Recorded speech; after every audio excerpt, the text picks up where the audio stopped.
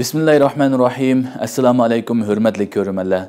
İstiqlal kündülük haberlerini görüşüngana kızgın karşılamız. Men Erşidin Ediqot.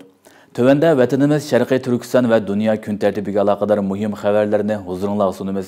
Qani diqqatinglar ekranımızda bolsun. San seferlar bulang-talang qilingan energiya boyligining miqdorini ko'rsatib bermoqda.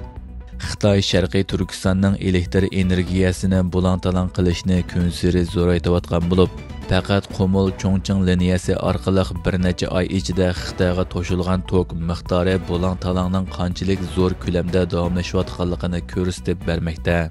Xitoy tashviqot organi Tangritog' to'rining 17 avgustdagi xabarida bildirilishicha, Xitoy 2 yilga yaqin vaqt sarf qilib yasab chiqqan Qumul Chongqing alohida yuqori besimliq turaqliq tok yetkazish liniyasi rasmiy ishga kirishtirilgan 2 oy ichida jam'iy yetkazilgan tok miqdori 5 milliard kilovat soatdan oshgan.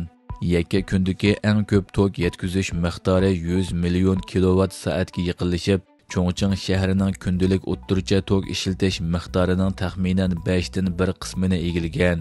Xabarda Chongqing shahrining bu yil yoz faslidagi tok ishlatish miqdorining burunqidan ishib ketganligi, bundaq bir vaziyatda Sharqiy Turkistondan yetkazilgan tokning Xitoylarning turmush ehtiyoji va ishlab chiqarish ehtiyoji uchun harakatlantirguvchi kuch bo'lganligi tilga olinib, Sharqiy Turkistondagi to'lik boyliqlarning Xitoy uchun qanchalik muhim bo'layotganligini oshkorlagan.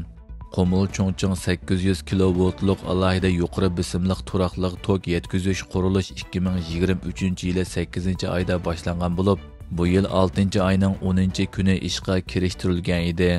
Umumiy uzunligi 2260 kilometr bo'lgan bu liniyaning har yili Chongqingga 36 milliard kilovat soat tok yetkazilganligi bildirilgan edi.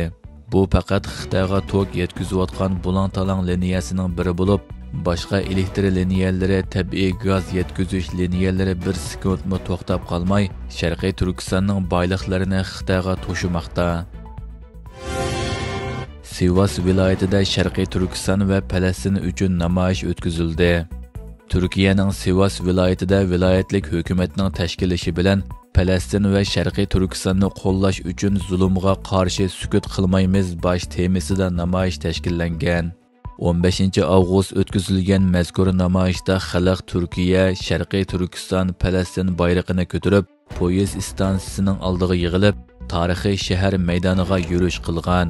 Istiqlol marshi, Qur'on tilovati, takbir, duolar bilan davomlashgan yurishda namoyishchilar Sharqiy Turkiston va Falastindagi irqiy qirg'inchilikqa qarshi turli shuarlarni tovlashgan. Aloqador xabarlarda qayd qilinishicha, namoyishga partiya vakillari, tashkilot mas'ullari, shahar boshlig'i va zo'r turkumda xalq qatnashgan. Hindiston bilan Xitoyning tashqi ishlar ministrlari yangi Dehlida ko'rishdi. Xitoy tashqi ishlar ministri Wang Yi 18 avgust Hindistonga yetib borgan bo'lib, kun tartibda chegaradagi askarlarning sonini azaytish va u yerdagi bir qism sodini asliga keltirish masalalarining bo'lishi mo'ljallanmoqda.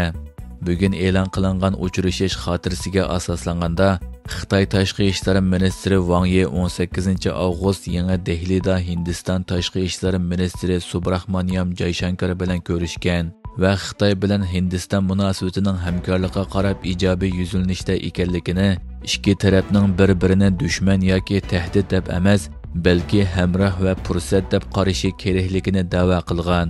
U yana barliq darajadagi dialogning asliga kelishi va chegara rayonlarida tinchlik va xotirjamlikni saqlashni, ikki taraf munosabatining hamkorligining asosiy yo'liga qaytishdagi ijobiy yuzlanishning isboti ekanligini aytgan.